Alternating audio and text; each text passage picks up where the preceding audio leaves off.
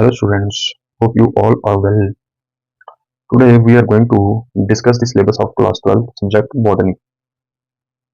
The first chapter in your syllabus is sexual reproduction in flowering plants. Second chapter is principle of inheritance and variation. Third is molecular basis of inheritance. Fourth is microbes in human welfare. Fifth is organism and population. Sixth is ecosystem. Seventh is biodiversity and conservation. ये जो chapters हैं ये सिर्फ और सिर्फ कौन से हैं? बॉटनी के चैप्टर्स हैं. ये सिर्फ और सिर्फ आपका बॉटनी का सिलेबस है. Now we can discuss the first chapter and the subchapter of the sexual reproduction in flowering plants. It has 5 subchapters. The first subchapter is a flower, in which we can discuss the structure of flower. The second subchapter is pre-fertilization.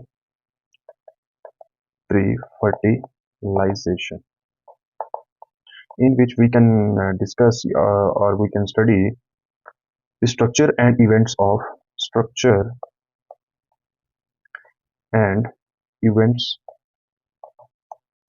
pre-fertilization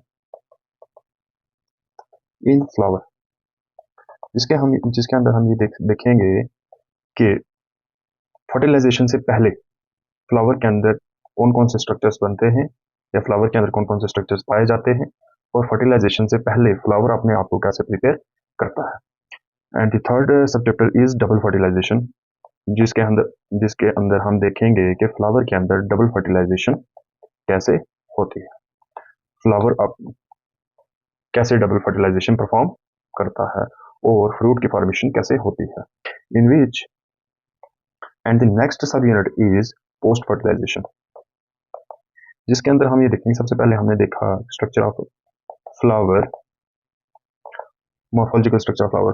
उसके बाद हमने देखा pre fertilisation. उसके बाद हमने देखा double fertilisation. उसके बाद हम देखेंगे कि पोस्ट फर्टिलाइजेशन, जब फर्टिलाइजेशन कंप्लीट हो गई उसके बाद फ्लावर के अंदर क्या क्या चेंजेस आती हैं और फ्लावर हमें क्या क्या प्रोडक्ट दे सकता है. उसके बाद next and last sub chapter is apomixis and polyembryony.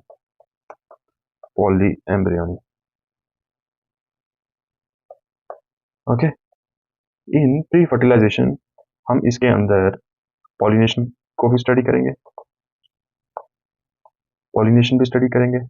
ठीक है, कि पॉलिनेशन कैसे कैसे होती है. उसके बाद इसके अंदर हम स्ट्रक्चर ऑफ पोलन ग्रैंड्स भी देखेंगे,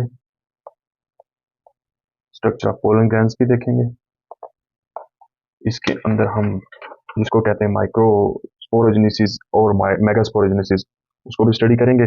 स्ट्रक्चर ऑफ ओव्यूल भी स्टडी करेंगे. उसके बाद हम इसके अंदर फीमेल गैमेटोफाइट वो भी देखेंगे, ठीक है.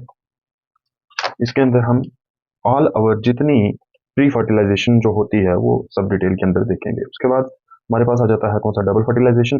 और डबल फर्टिलाइजेशन भी हम डिटेल के अंदर देखेंगे कि डबल फर्टिलाइजेशन के अंदर क्या क्या होता है, कैसे जाइगोट बनता है, जाइगोट के बाद क्या क्या होता है, ठीक है.